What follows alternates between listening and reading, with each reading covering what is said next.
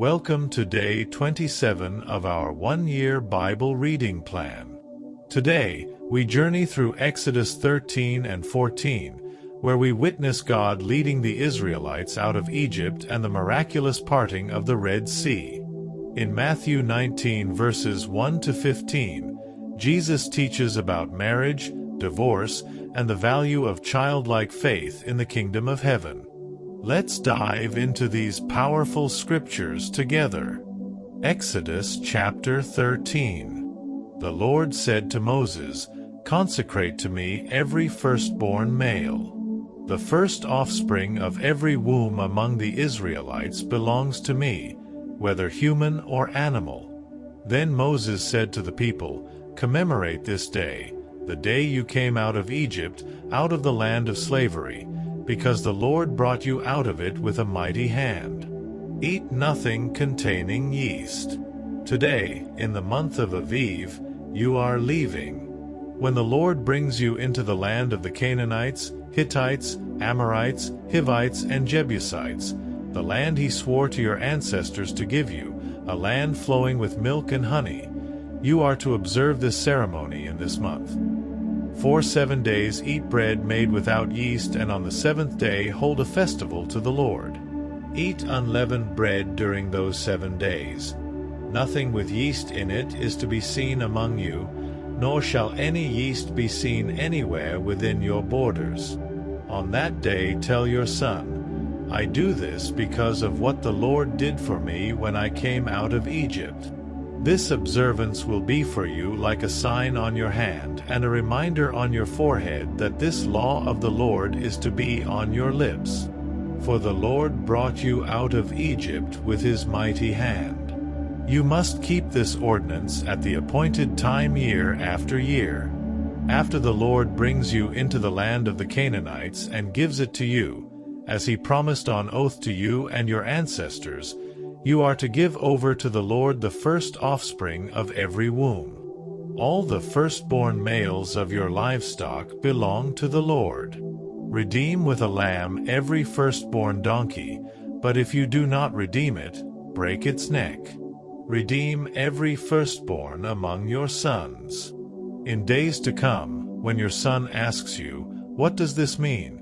say to him, 'With a mighty hand the Lord brought us out of Egypt, out of the land of slavery.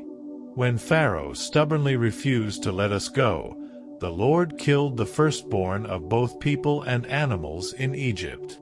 This is why I sacrifice to the Lord the first male offspring of every womb and redeem each of my firstborn sons.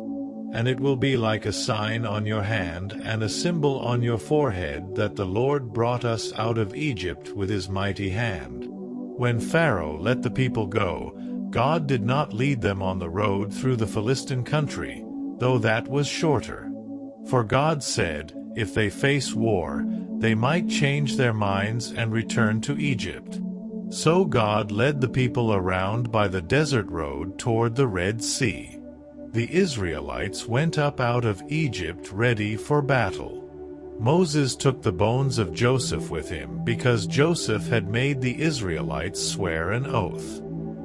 He had said, "God will surely come to your aid, and then you must carry my bones up with you from this place." After leaving Sukkot, they camped at Etham on the edge of the desert. By day the Lord went ahead of them in a pillar of cloud to guide them on their way, and by night in a pillar of fire to give them light, so that they could travel by day or night. Neither the pillar of cloud by day nor the pillar of fire by night left its place in front of the people. Exodus chapter 14. Then the Lord said to Moses, "Tell the Israelites to turn back and encamp near Pi-hahiroth, between Migdol and the sea. They are to encamp by the sea, directly opposite Baal-zephon. Pharaoh will think, 'The Israelites are wandering around the land in confusion, hemmed in by the desert.' And I will harden Pharaoh's heart, and he will pursue them. But I will gain glory for myself through Pharaoh and all his army, and the Egyptians will know that I am the Lord." So the Israelites did this. When the king of Egypt was told that the people had fled, Pharaoh and his officials changed their minds about them and said, "What have we done? We have let the Israelites go and have lost their services." So he had his chariot made ready and took his army with him. He took 600 of the best chariots, along with all the other chariots of Egypt, with officers over all of them. The Lord hardened the heart of Pharaoh king of Egypt, so that he pursued the Israelites, who were marching out boldly. The Egyptians, all Pharaoh's horses and chariots, horsemen and troops, pursued the Israelites and overtook them as they camped by the sea near Pi-Hahiroth, opposite Baal-Zephon. As Pharaoh approached, the Israelites looked up, and there were the Egyptians, marching after them. They were terrified and cried out to the Lord. They said to Moses, "Was it because there were no graves in Egypt that you brought us to the desert to die? What have you done to us by bringing us out of Egypt? Didn't we say to you in Egypt, 'Leave us alone. Let us serve the Egyptians'? It would have been better for us to serve the Egyptians than to die in the desert."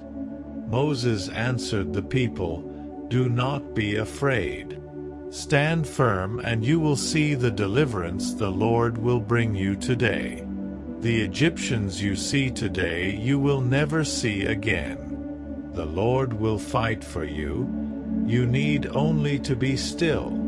Then the Lord said to Moses, "Why are you crying out to me?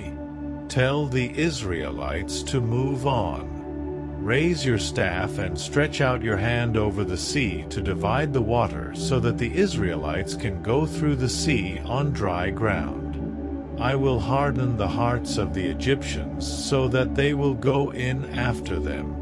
And I will gain glory through Pharaoh and all his army, through his chariots and his horsemen. The Egyptians will know that I am the Lord when I gain glory through Pharaoh, his chariots and his horsemen." Then the angel of God, who had been traveling in front of Israel's army, withdrew and went behind them. The pillar of cloud also moved from in front and stood behind them, coming between the armies of Egypt and Israel. Throughout the night the cloud brought darkness to the one side and light to the other side, so neither went near the other all night long. Then Moses stretched out his hand over the sea, and all that night the Lord drove the sea back with a strong east wind and turned it into dry land.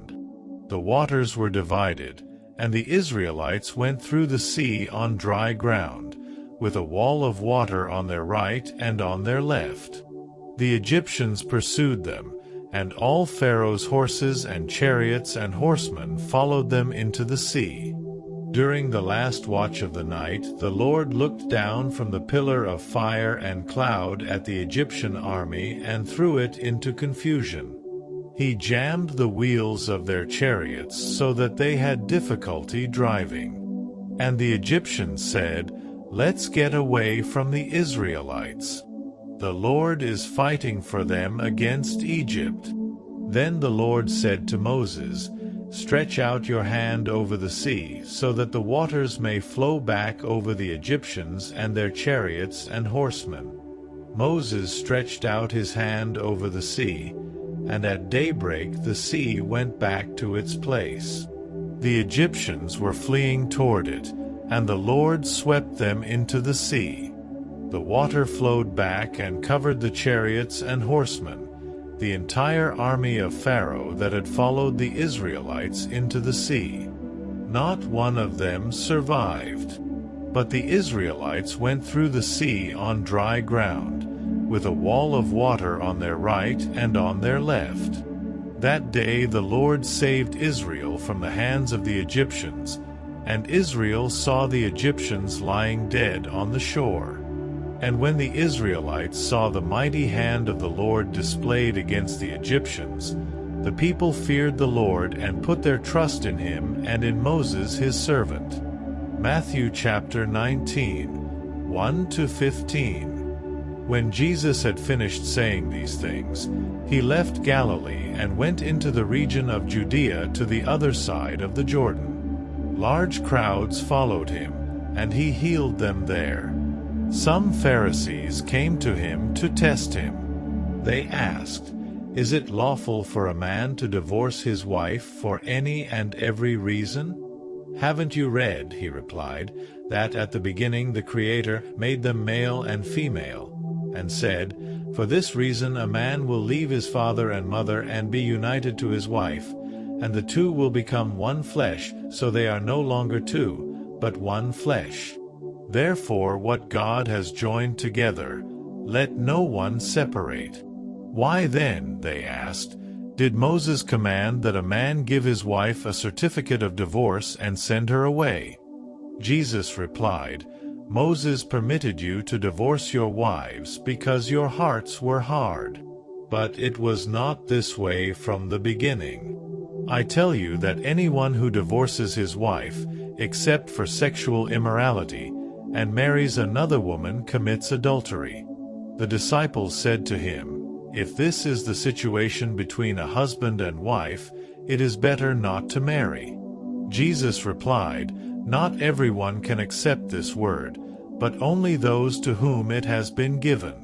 For there are eunuchs who were born that way, and there are eunuchs who have been made eunuchs by others, and there are those who choose to live like eunuchs for the sake of the kingdom of heaven. The one who can accept this should accept it." Then people brought little children to Jesus for him to place his hands on them and pray for them. But the disciples rebuked them. Jesus said, "Let the little children come to me, and do not hinder them, for the kingdom of heaven belongs to such as these."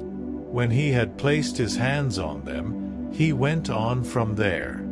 Today's reading reminds us of God's power to make a way even when there seems to be no way, and Jesus' call for us to have faith like little children. What stood out to you most? Share your thoughts in the comments, and join us tomorrow for day 28 as we continue this incredible journey through the Bible.